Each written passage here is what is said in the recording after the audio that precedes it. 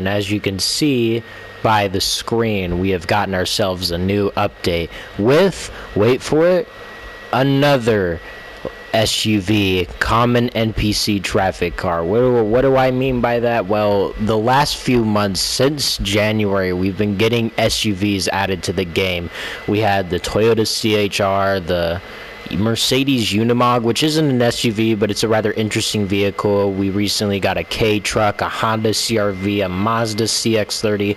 I literally have no idea what else was added to that. So let's just go into the game so I can at least show you guys what I'm talking about, because due to the amount of random cars they've added, I have no idea what's been added. So I'm just going to go back into my archives to see what we got.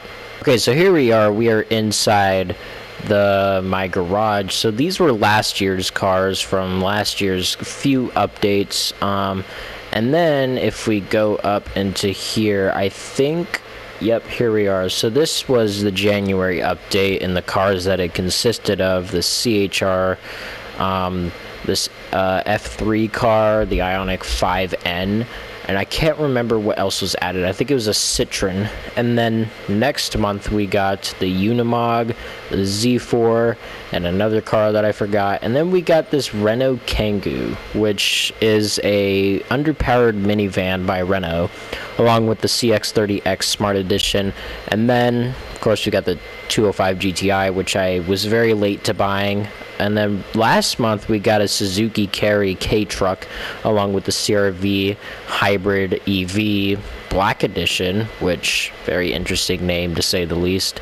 And then we also got ourselves a new Peugeot and another Citroen. So we're gonna go check those out right now, just to give you an idea of what we're in for. So here we are inside Peugeot, and the most cheapest car now you can buy is not the 208 GTI by Peugeot Sport from 2014. It is a 2008 Allure 2021. That is a very strange name for a very strange looking vehicle. And obviously you could tell it is a crossover. Has 129 horsepower, which serves no real purpose. It is turbocharged, which is very surprising because I have no idea what engines they put in these, because I'm American. We don't get these in the States. It's got some nice colors, although I'm not 100% sure about this red color. It kind of not very appealing to me, but that doesn't really matter. I like this orange color, but you have your boring blacks and whites and grays, and then you've got three different unique colors that really kind of enhances the look. I'm definitely going to get one in Vertigo Blue, but I am going to call one of my friends to see her opinion, because this is a very ugly car, so give me 1 second. Okay, so thoughts on the new whip? Oh. Opinions? It's so nice. It's very so nice. It's so nice. Well, there you have it. Follow Vanish Media, because yeah, I'm about to waste some money on that anyways. And well, there you have it. There's some a very nice, I don't even know how to put it into words. This is, yeah. Anyways, let's spend $29,000 on a car that I will probably drive one time and never drive again, but, you know. Oh, God, what are those DRLs? Hold on. Oh, my God. Why are they integrated in the bumper like that? And you know what? That gives me all the more reason to be thankful that Peugeot's not in America, because if I'm being honest, Renault's better than Peugeot. I said it first. Anyways, let's go on into the used car dealership, because that's probably where I'm going to find this Citroen at. We got ourselves yet another Citroen, which, shocker, I know. We get so many of these, but I'm hoping this is the last, because, let's be honest, cars. So here we are, the BX19 TRS, whatever that is. It's got 1,192 miles on it. Not acquired, I haven't bought it. 103 horsepower at 5,600 RPM. It is a front-wheel drive vehicle, and it's naturally aspirated.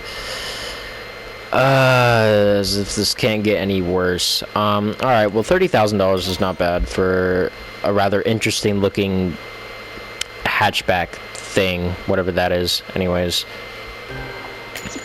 let's do that. And then the one car that I've been waiting for forever to be added. It is another Peugeot, however, or actually no, it's not a Peugeot, it's actually a Lancia, and I have not gotten one of these yet. I'm very happy that they added this to the game. I've been waiting forever. Oh my word. Only $300,000. I was expecting this to be $1 million or something like that. It only has 57 miles on the odometer. Yes, let's go ahead and buy it.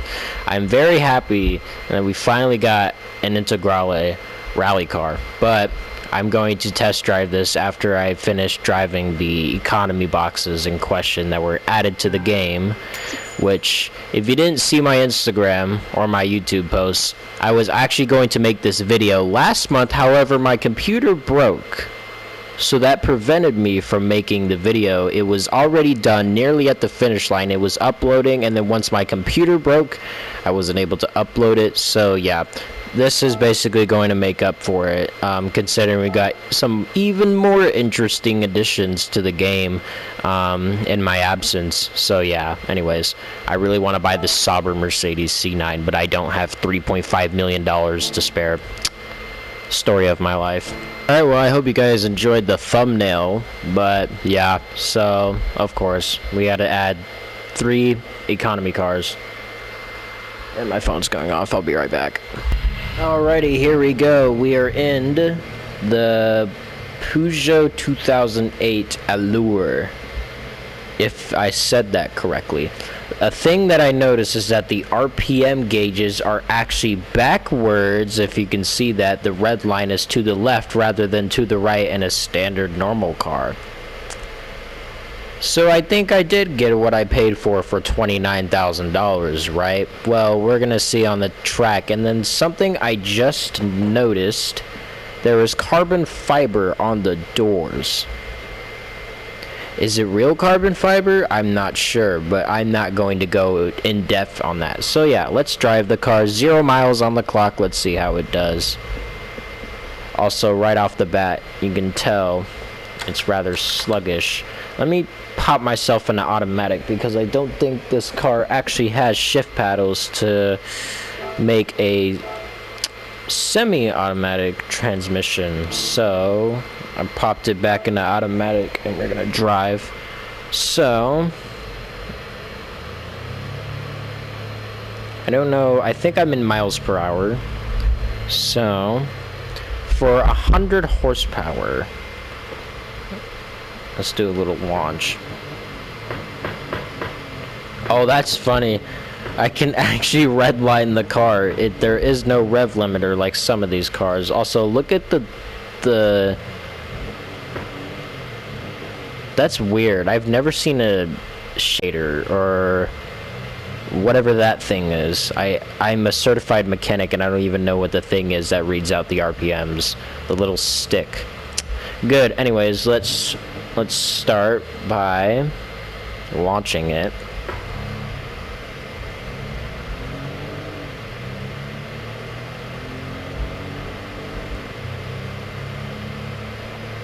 You know what, for an economy car, that's not bad.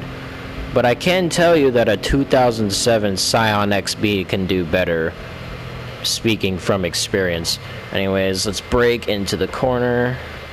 I'm doing this one-handed, by the way, holding the microphone in the other. Ooh, just nearly. Oh. Yeah, this very much explains why I don't have a driver's license. Let's see if we could do 40 into the corner. Okay, so it can do the corner at 40 miles an hour. Let's see if it could do 50. I very much dropped back to 40 miles an hour. My bad. I let off there. So it's not terrible, but it's not fun either. It feels like what a crossover feels like, if you know what I'm talking about. Maybe your parents drive a Honda CR-V or something along the lines of that. This is pretty much what this is. It's nothing really special, but I'm not sure if you can tune it or put some crazy engine in it, but no, I'm not sure what's with Gran Turismo's crazy obsession with adding SUVs, but I've stated before back in January, and I still stand with that opinion, is that boring cars kind of elevate the experience a little bit. And what I mean by that is that it kind of adds variety into the game, because you've got mainly high power supercars, classics, and all these other cars, and then you've got economy cars, which kind of makes the game more diverse as far as car selection, so that you can at least, I don't know, tune them, rice them out, take it to like a car meet. That's what I feel like the purpose of these cars are. However, this car is just horrible. I don't really like it. I've never been a fan. Well, I like some of Peugeot's cars that they've made. Specifically in the past. I just spun out again. I can see why my parents won't let me get my driver's license. I really like Peugeot's older cars, and don't get me wrong, their most modern like interiors now that they make now are stunning, but if the exterior were a little bit better, I would probably take one of these over a Renault, but I'm still taking a Renault over any European car besides the high-end brands. So yeah, is this worth $29,000? Maybe. I'm not 100% sure, but it handles alright. It's not that particularly fun to drive, but it's an economy car. What do you expect? This isn't no GT3 RS. I just ate it. Can I save myself?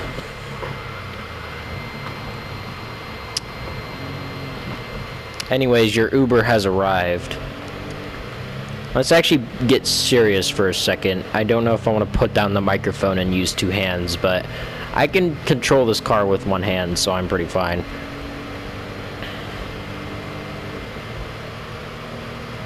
Into the corner, brake.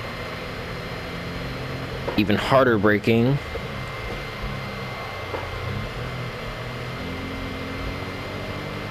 Okay, well, this is not terrible in terms of handling.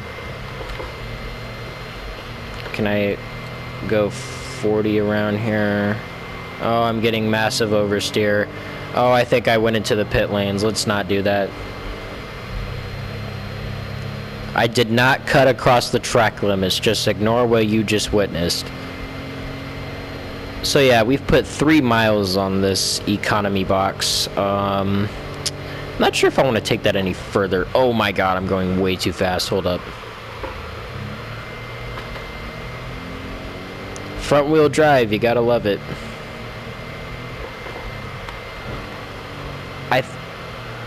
That's actually not bad. Not terrible, but it could be better. But this is Peugeot we're talking about. I'm a very bad driver if you can't see. Yeah.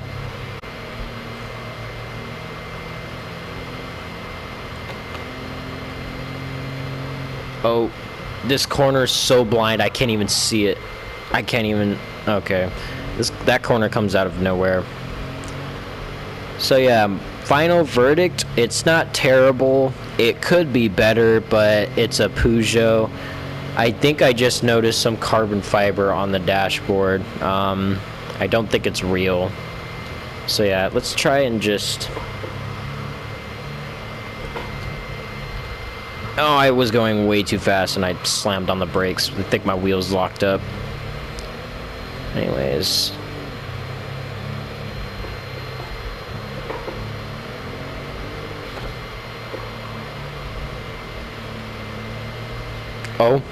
Oh, that was good. I think. I'm not sure.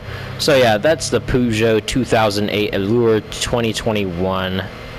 I don't know why they named their car after the year of the Great Recession, but I'm not going to question them on that. It's Europeans, so whatever. Braking's not terrible either. It's kind of mediocre, but yeah. Anyways, we're going to move on to our next car here in a moment. So here we are in this Peugeot What's crazy is that I've already forgotten the name, but if we can get into the sunlight a little bit and turn the wheel, you can tell that the wheel is a rather interesting shape, because Peugeot had this weird obsession with making some of the weirdest looking steering wheels. If I can put a couple pictures on the screen of some of the most prime examples of this behavior.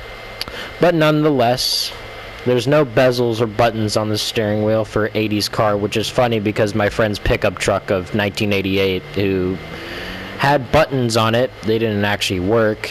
The truck had buttons, but I guess this car lacks the buttons on the steering wheel, which isn't really that big of a deal. But yeah, I can't really see my speedometer, but I can tell you we are definitely going over 100 kilometers per hour, whatever that is.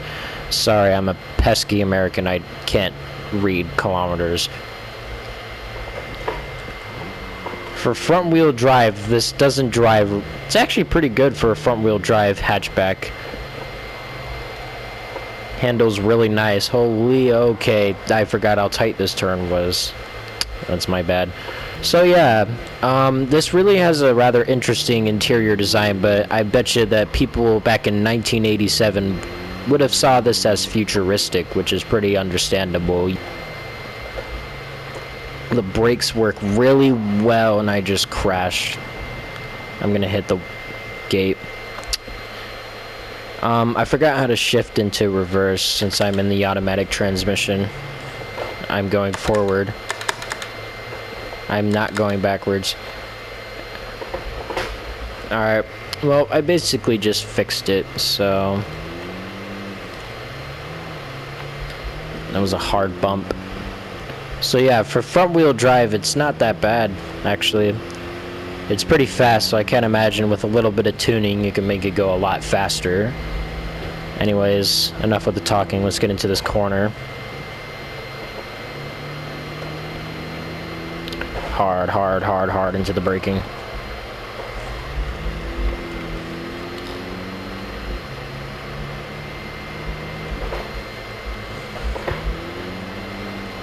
I have no idea how fast I'm going into here.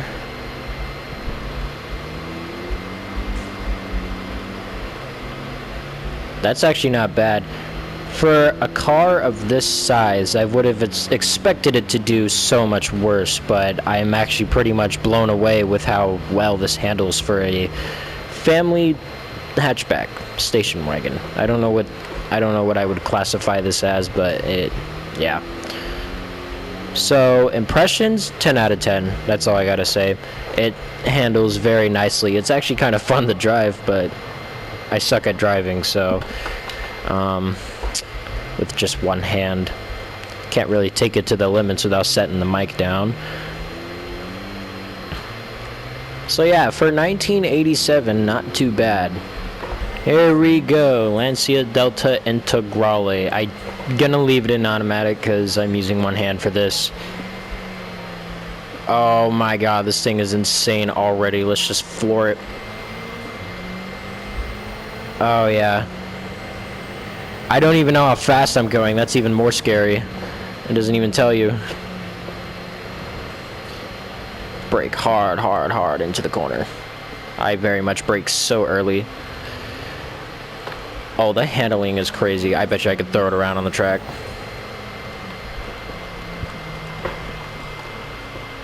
Oh, that is flawless. The way I exited that corner. Oh yeah, I'm definitely spending more time driving this off camera. Holy.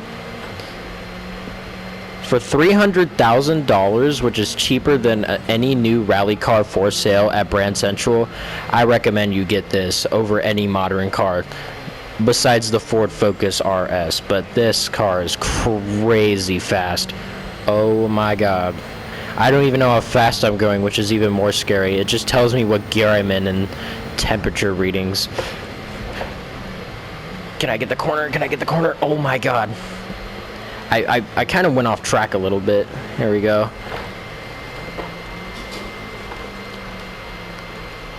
Oh my god. You know what? We're taking this for another lap, bro. This thing is crazy. flat out, flat out, flat out. Oh, I just died. Anyways, even in the dirt, the braking is really nice. It doesn't even skid. I wonder if this thing can drift. Hold on, let me turn off traction control real quick. Alright, here we are. No traction control. I've set everything to the rear. It won't drift for some reason. This thing is pretty hard to drift. Oh, but it drifts. It drifts. Let's do something very risky. Oh, hoo, hoo, hoo. This thing has such good drift control. Alright, watch. Hoo, hoo. Damn, that is crazy. Okay, not really. Oh, I just screwed myself over. Oh, I can put this into reverse gear. It won't let me go into reverse gear. There we go. Alright. So thoughts? Yes. If you have $300,000 to burn, please buy this. Like, I'm not even that good of drifting on the wheel, and this car just adapts to everything.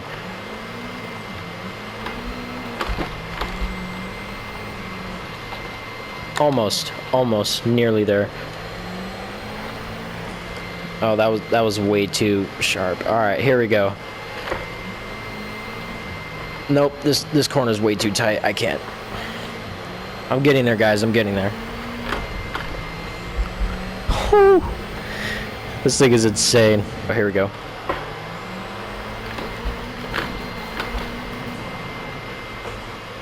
Imagine if I just did this sick, like, turn into the track. Alright.